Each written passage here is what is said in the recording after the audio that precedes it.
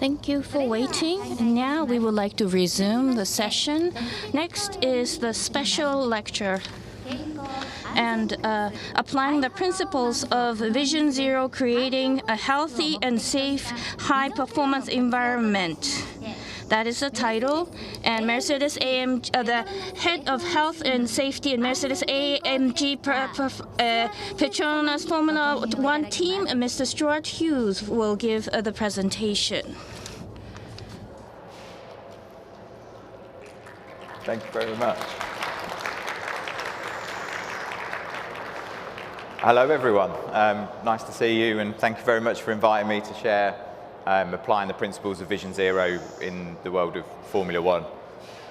Before I get into the principles of Vision Zero and how we've applied them, I'm just going to give you a bit of context about what it is we do and where we do it.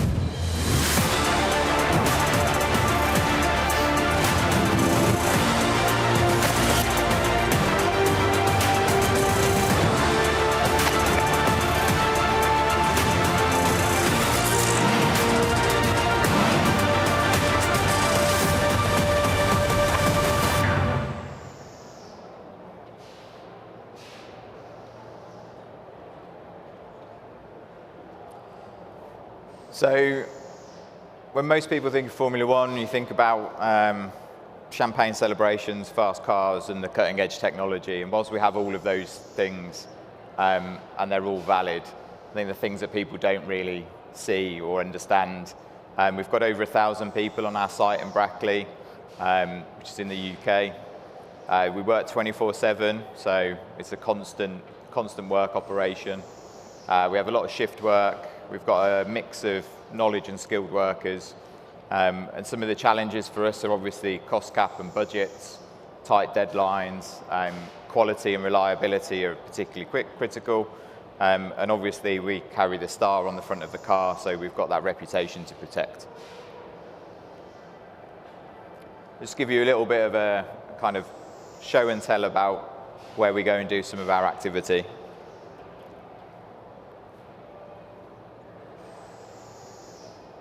Says.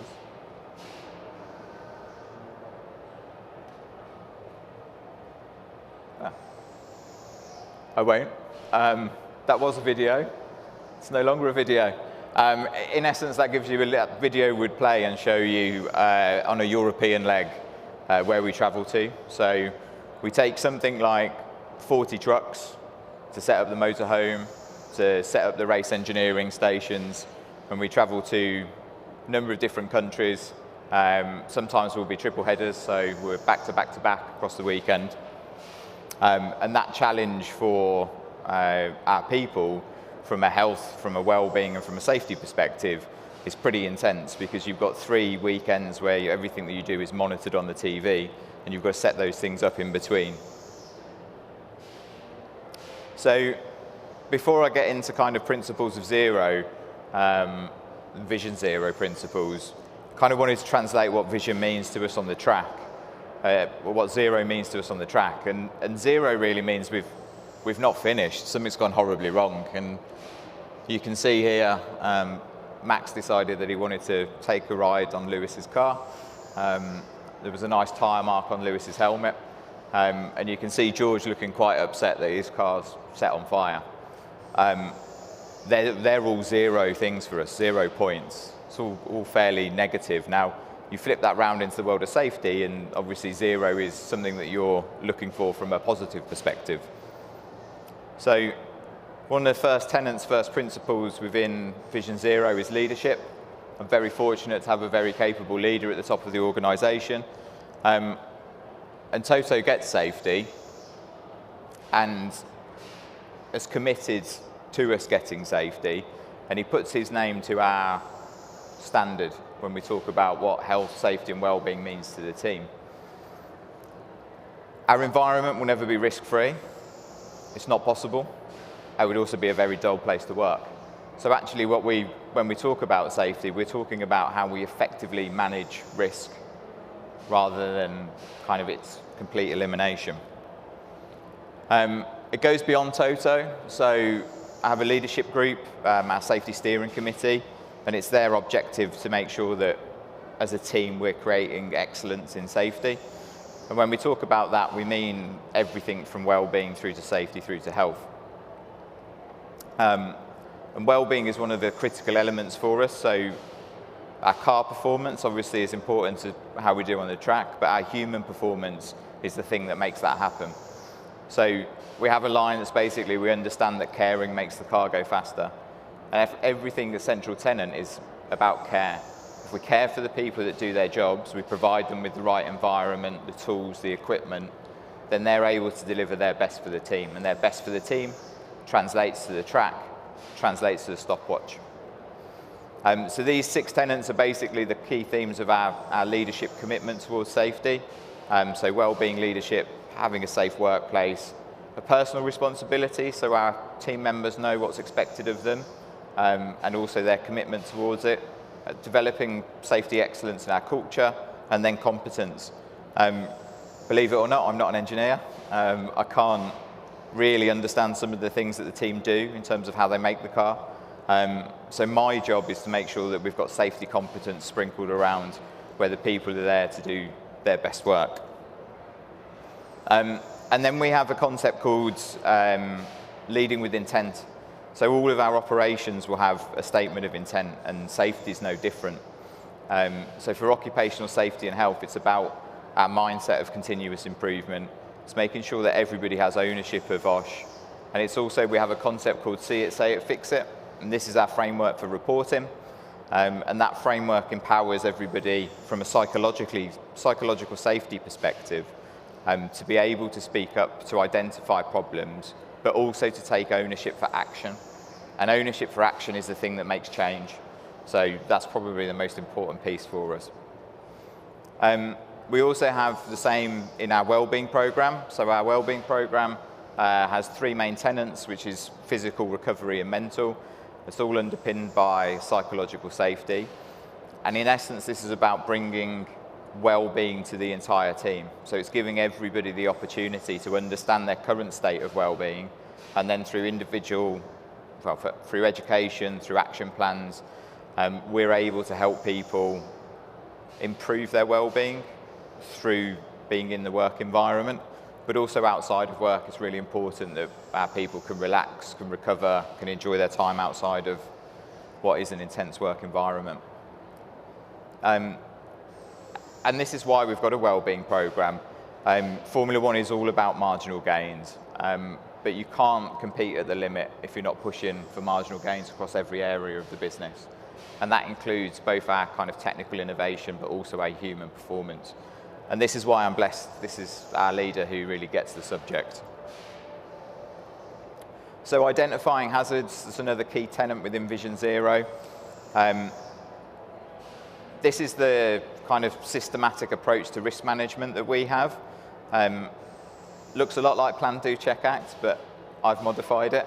And this is about designing our plans, executing them, and then being a learning organisation. So we accept that there will be variance to the plan, and that variance is where we learn and it's where we grow. And then when we adapt to those variances, that's how we improve. And this is just an example. So we've just recently been through a risk profiling exercise.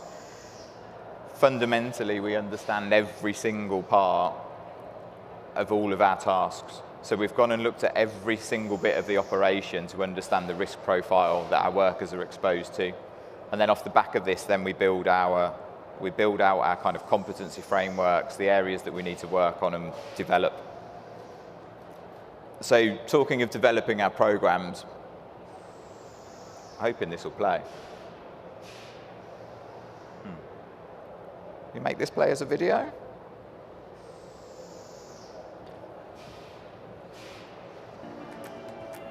Perfect. When on a cold, crisp day like this at Silverstone, everything generally feels pretty good. It's like Christmas for us, 2 drivers, because we basically get to go and use our new toy. And I feel like a kid in the candy store.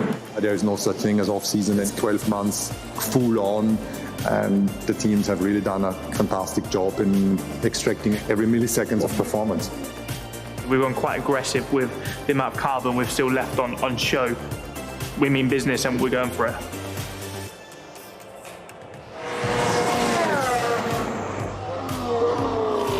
It was amazing just to get out there, seeing it come to life. It fills me with pride, and knowing that I got the privilege of driving out there today. Today I'm going to have fun.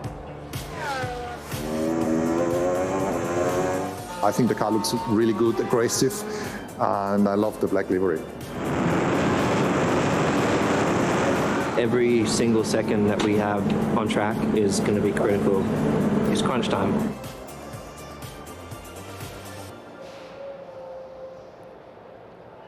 So hopefully that gives you an understanding of kind of development of a car and when it all comes together. And that kind of first shakedown is a real big moment for us as a team. But we develop everything, and Osh is no different. So this year, these are our strategic goals. Improving our Osh education across the team, making sure our risk literacy improves. Understanding the team's risk landscape, which basically is about understanding all of the finer details of everything we do to then build our kind of resilience program. And then we're looking to simplify our communication and just improve the accessibility to the information to enable people to work more effectively, more safely.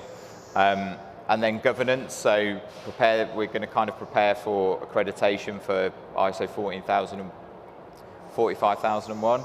And then we've also got an awareness and responsibility theme. And this one's a key one for me. Without awareness, people don't know what risks they're exposed to. They don't know what they don't know. And actually enhancing people's awareness of what's around them enables them to take more responsibility. With more responsibility, we get more understanding from our employees, and that gives us a good idea of where to focus our time and attention. And then we're also developing our peak framework. So we've realized that there needs to be an additional element to our program, and that's the social element in the wellbeing program.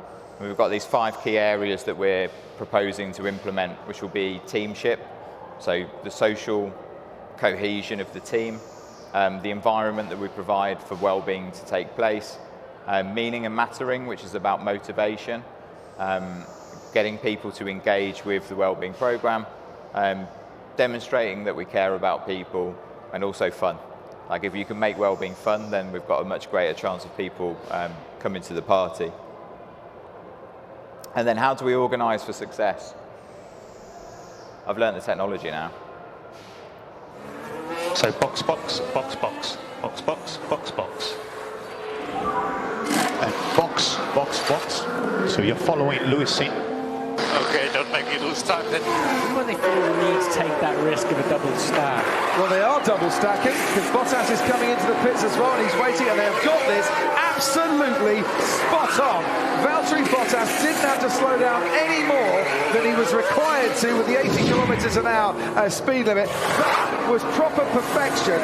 Just when one went out, the other one's ready to come back in again. It's like a production line. And the choreography of that is sensational. That's one of my favourite videos that the team have got. If you've ever been and seen a pit stop happen, those 2 seconds go by very, very quickly. And part of how we get that right is about practice. It's about people fully understanding their position and the repetition of what it is that they need to do and building the trust within the teamwork. So it's very similar in the world of safety. We need to know what our roles are, we need to know who we're reporting to, and we need to understand what we're doing. So for us to deliver safety and our ambitions into the team, I have my Chief People Officer who I report into. And then I have a team, so I've got a Wellbeing Program Manager who has a number of working groups and people that support him. And then I have 4 members of my OSH team from a safety perspective. And you can also see the different committees and groups that we have. So collectively, for a small number of people, we cover a lot of ground, and we also have a strong support network within the team.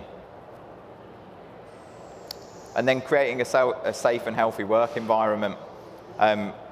this is what See It, Say It, Fix It is all about. I know it's pretty good because we stole it. We stole it from the aviation industry, and we stole it from the medical industry. And in essence, what we want our employees to do is to tell us what they've seen, to tell us why it's important, and to tell us whether they've been able to resolve it. Obviously, if they're not able to resolve it themselves, then we have mechanisms to support them in doing that. That's where me and my team might come in, or some facilities or projects people. But this concept really works, and we get a massive engagement, particularly through WhatsApp reporting on See It, Say It, Fix It, and this is how we understand where we've got opportunities to improve.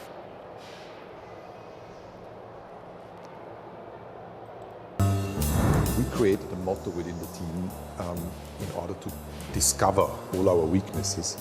That is, see it, say it, fix it.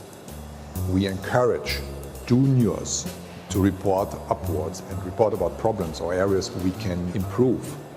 You need to achieve a safe environment. If the leaders are able to admit their own shortcomings, suddenly you create that culture where everybody is able to admit that next time you can do better, and you mustn't blame the person, you blame the problem. No, that's really powerful. And if you can do that and have people consistently do it, on a day-to-day basis, that will be such a catalyst for innovation in any business. So I think in that video, the most important line is we don't blame the person, we blame the problem. You can fix problems. People are a little harder to fix. But the serious point about it is actually, when you remove the blame from something, people are much more prepared to come and tell you that there's an issue. And then we fix the issue. And then we can deal with what went wrong and how we got to that position afterwards. But fundamentally, we need to fix the problem. And then, developing our capability, which again is one of the 7 things within Vision Zero. For my team, I lean heavily on IOSH. They've got a very, very strong competency framework. And these core categories, I suppose, are the things that really matter to me. So I want my team to be able to be competent across this framework.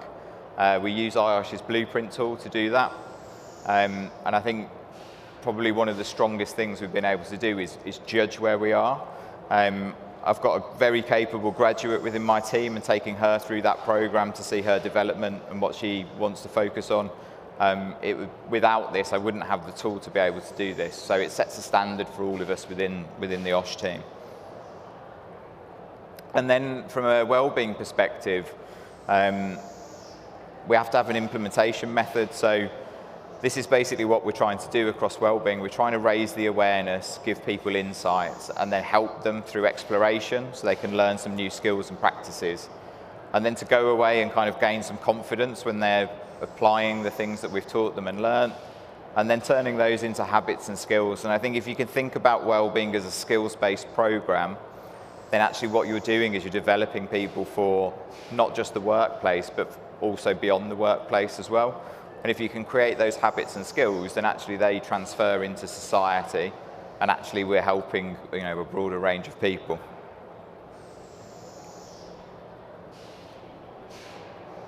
I love animations on slides. So hopefully that gives you a little bit more about our implementation method. But we want to engage with our learners, stimulate them, give them the tools to go away and play with, and then put them into practice. And hopefully at the end of that, they've developed their well-being skills. And then just to give you a bit of a flavour of what that actually looks like. So what we're looking for is, on the awareness side, what's the reach? And what's on the training side, what's the richness? So we'll do things like keynotes and seminars. We'll do some self-directed learning, provision of online tools, but we'll also do workshops, some blended learning, and then things that we call sprints. So we do daily practice sessions to get people into the habit building of what it is we're trying to get them to do across well-being. So that might be something from meditation, it might be nutritional based, it might be hydration, but that sprint will embed the practice within them. And then fostering participation. It's good having all of this stuff, but if nobody comes along and does it with you, then it's pretty meaningless. We're very, very fortunate from an engagement perspective. When we put out an engagement survey, we get about 87 to 90% completion rates. So the information we get back from the team is pretty vital for us, but it's also a very good temperature test of where the organisation is. I'm pretty proud that this score's healthily sat at 8.9. It would be nice to get it to 9 or 9.2. Don't really like the odd number, but we've got quite a high percentage of people that promote the fact that health and safety is taken seriously within the team, and we've got quite a low number of detractors. So that's a very nice picture for us.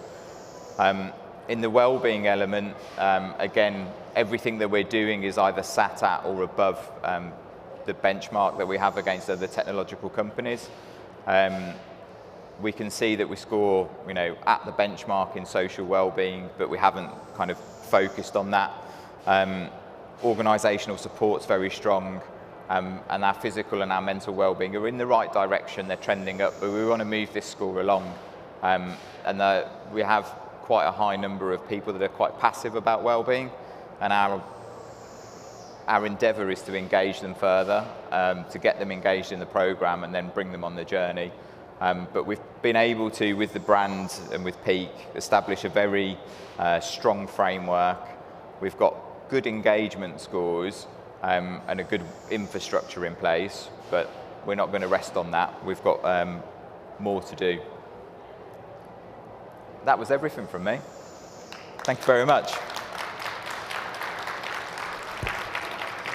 Thank you, Mr. Stuart Hughes.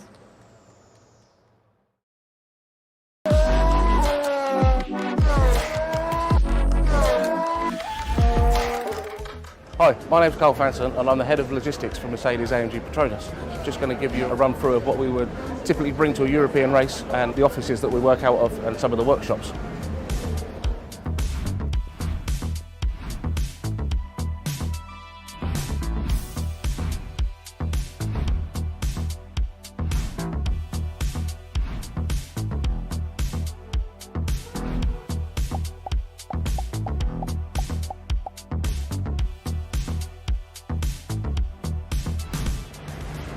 So this is our new race truck setup for 2019. We've got 2 Arctic trailers with different pods spread across the top, which build the engineering office upstairs.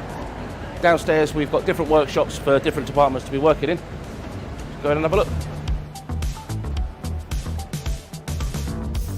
So this is our live stores area. It's where our parts plan sits, and then we've got the chief mechanic that sit at the back. Carry all different sorts of equipment in these cabinets. Anything from different car parts that we're running to resealable bags and stationery. We carry everything completely self-sufficient. Through to here, we've got our electronics area, where the lads build the steering wheels, work on wiring harnesses. So this is our truckie workshop. This is where we'll be working on different wheel guns, brake fans, changing adapters for different cooling specs that we'll be running. Through here we've got our hydraulics workshop with filtered air in, filtered air out. That's where the lads will be working on the clutches and all different hydraulic parts. This is our ERS work clean room. So this would be the test bed where Elliot would be working on the ERS packs, servicing, repairs, general maintenance. So this is the helmet locker room. All the mechanics have their own locker, pit stop boots, pit stop overalls, straight in here. So everything's been laundered, washed, and all put back in here ready for us to use on Sunday morning. So welcome to our tyre area. This is where we prep all the tyres. It's a great area for them really. It's big enough to be working out of, and you're guaranteed space, whereas in the garage, different locations you could have different size working area. So this is what we class as one of our pop-up trailers. Downstairs we have the fuel lab in the back, we have a consumable area and a driver kit area. Upstairs we have a doctor's surgery with our physio and our team doctor. Then we have an IT suite, our McLaren electronics area, and then we also have a hot desk in office for 14 people at the back. So this is our Petronas mobile fuel lab. Nasri, busy away analysing fuel, oils, any different fluids that we would run in the vehicles. You've got a maximum of 8.5 metres width that we're allowed from FOM, and the length of a trailer, 13 metres. And then we're 7.1 metres tall over 2 stories. We seem to use every inch of space that's allowed to us from FOM. So we've got engineers upstairs, and then we have technicians working downstairs. We've got about 24 people up here. A lot of the engineers and the drivers sit here on this central table. And then you've also got people keeping an eye on the engines during running. And then on this side, we've got people who are keeping an eye on the chassis systems, checking that they're running okay. And some people have got a seat here where they can keep an eye on the car during the sessions, and also a seat on this main table where they're required to be working more closely with the drivers. Essentially every morning, even on the setup day, we'll have a big meeting involving all the engineers and the drivers. And that's sort of looking at the plan for the weekend, for instance, and what the main concerns are, what we need to be focused on, and what objectives we've got for the weekend.